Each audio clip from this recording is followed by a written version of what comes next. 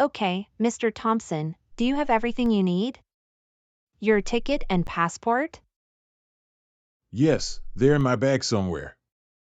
You should take them out. It will expedite your check-in process. Good thinking.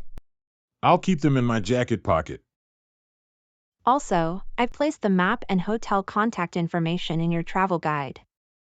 Great, thanks. And, did you manage to acquire any local currency? I don't need any. I have my credit card.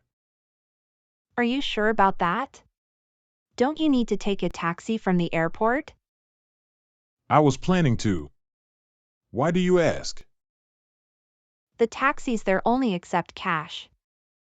Good point. I'll exchange some money on my way to the airport.